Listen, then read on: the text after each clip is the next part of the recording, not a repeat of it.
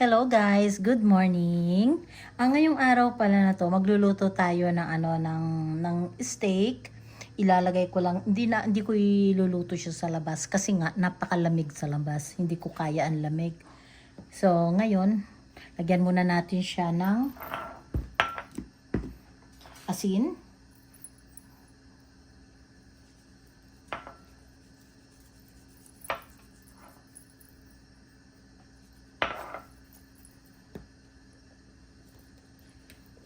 Lagyan natin siya ng paminta.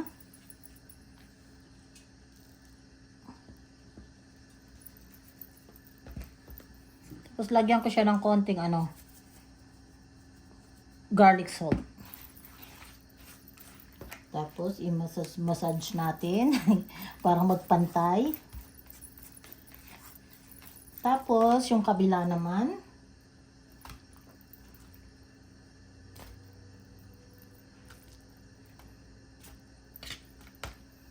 Ganun din.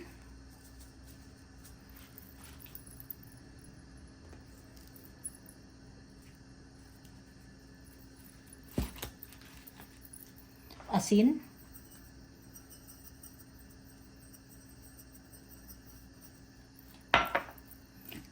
Garlic salt.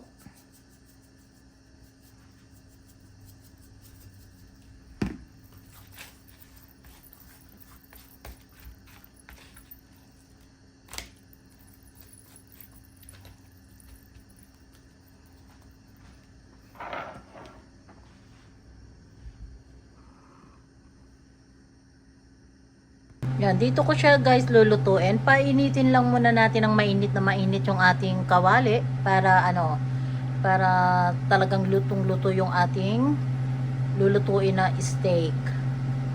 Bali simple lang siya. Tapos pagkatapos niyan, gagawa lang ako nito, ilalagay ko lang sa bumili ako ng ng cauliflower. Tapos magluto lang ako ng nito para lang may konting gulay lang ako. Ayan. So yan lang, ganyan lang. Tapos kanin kasi may rice na naman initing ko na lang itong rice na to para hindi naman din masayang. O ayan, lagyan na natin. Siguro naman pwede na to kasi mainit na yung ating kawali. Ano ba yan tawag diyan? Kawali ba to? Hindi, di ba? Ewan ko kung anong tawag dito.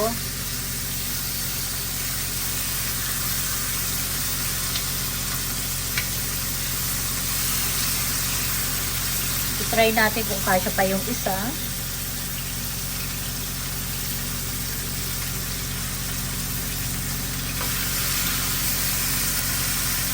Ay, pasasyahin ko na lang pati yung isa, kasya pa rin yan.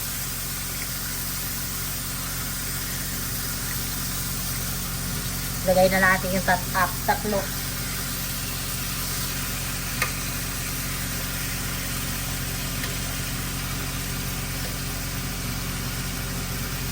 Guys, anong tawag ba dito?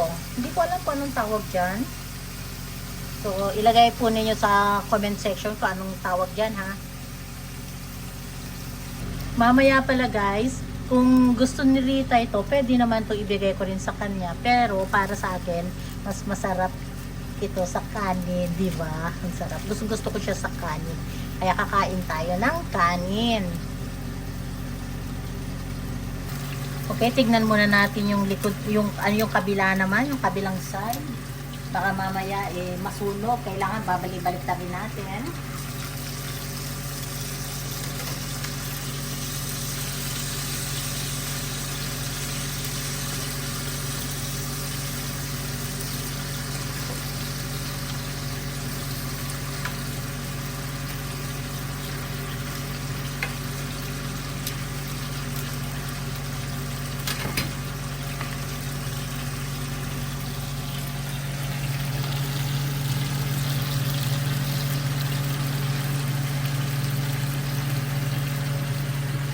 Bali ilagay natin sa medium heat pa kasi baka mamaya masunog naman siya.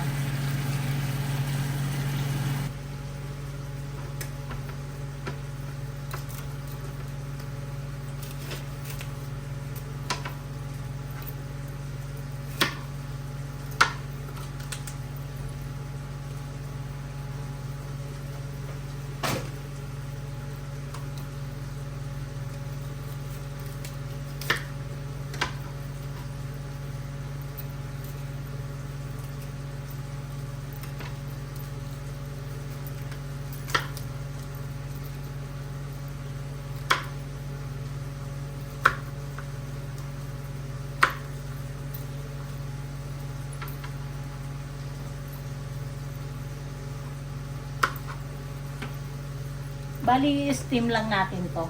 Ubusin na natin lahat kasi nga, masisira na to pag hindi ko pa niluto.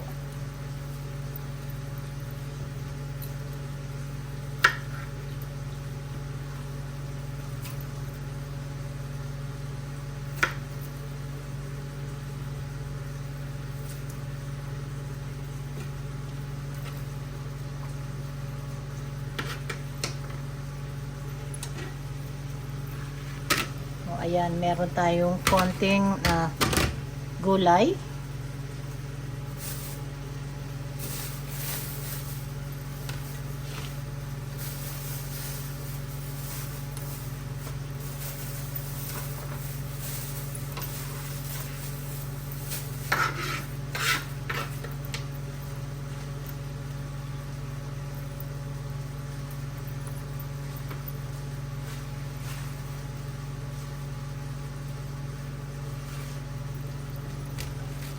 Para mahugasan natin sabay-sabay.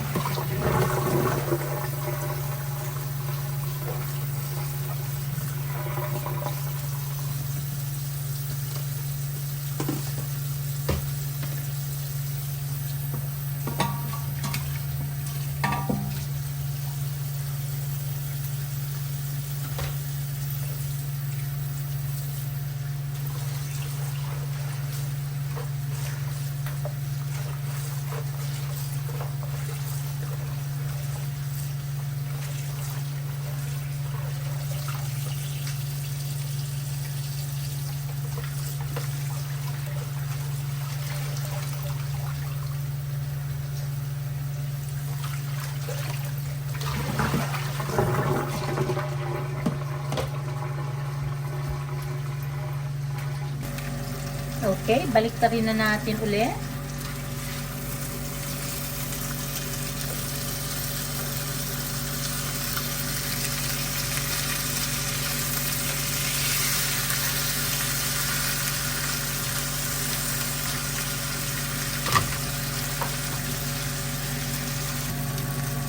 Ang gagawin ko guys, para talagang lutong-luto yung aking steak, ihiwa-hiwain ko na siya para madali lang sa akin na para maluto siya talaga. Kasi si Rita ayaw ng yung meron siyang makikita na parang dugo-dugo ng konti, ayaw niya yan talagang kasi pag bumibili kasi kami at pupunta kami sa restaurant, gusto niya talaga is well done. Pero itong klaseng beef na to is malambot ito. Kaya ganituhin lang natin.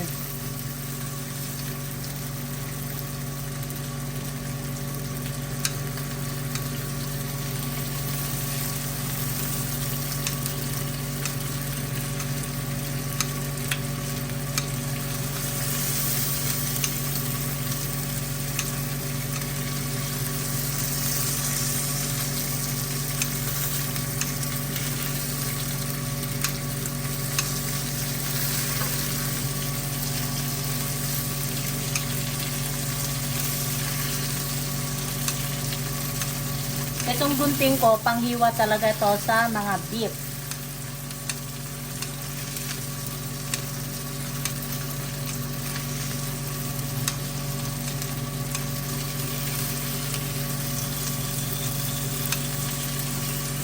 Ngayon, madali nga naman na siyang lutuin, di ba guys? O, ayan.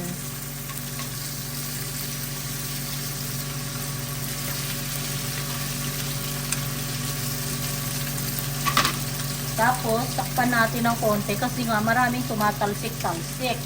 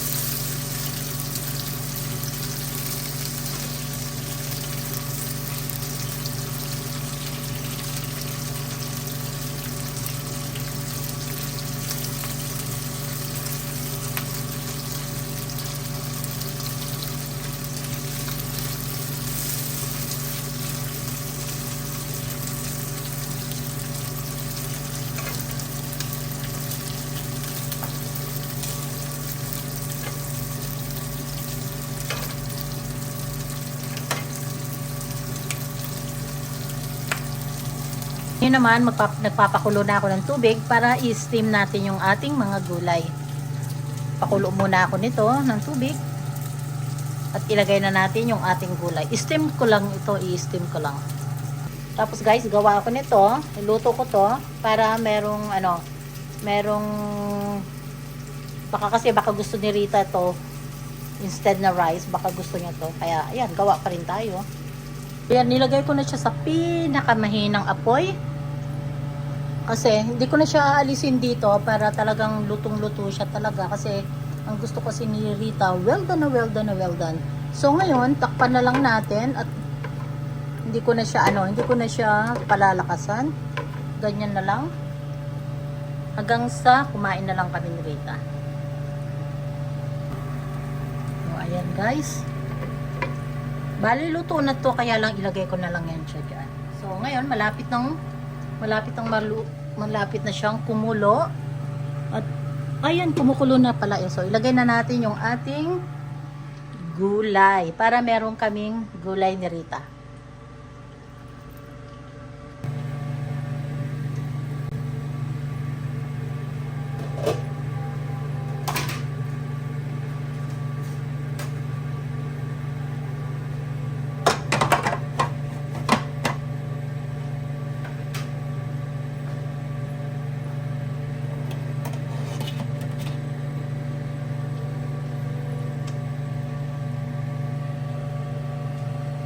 O ayan guys, inalis ko na yung aking isang gulay kasi nga mau-over naman siya. Tapos yung isa pang gulay ko na cauliflower, hindi ko pa siya inaalis. O ayan. Hindi ko pa siya inaalis, may kulang pa. Hindi pa siya kasi gaanong luto. Medyo matikas-tikas pa siya ng konti kasi baka ayaw ni Rita yan. Pag medyo matigas, ayaw niya. O yan, itong aking, ito pala spinach pala ang tawag dito. Ayan. Kasi kanina, iniisip ko kanina kung anong pangalan nito, nalimutan ko. So, bigla akong naalala. Spinach. Ay, nako. Okay. At luto na yung ating pagkain na isa. Mamaya-maya, gigisingin ko na si Rita kasi nga natutulog siya, nagnap.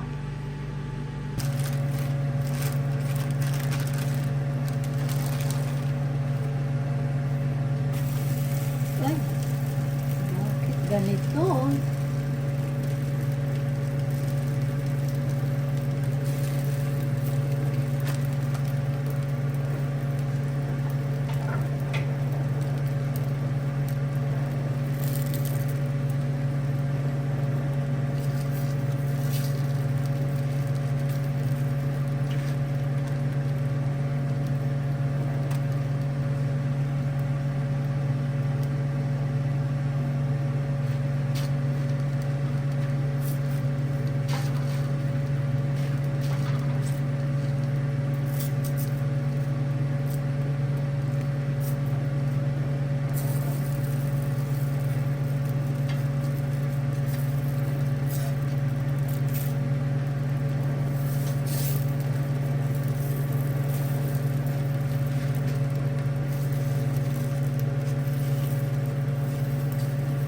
Itapon ko to kasi hindi maganda.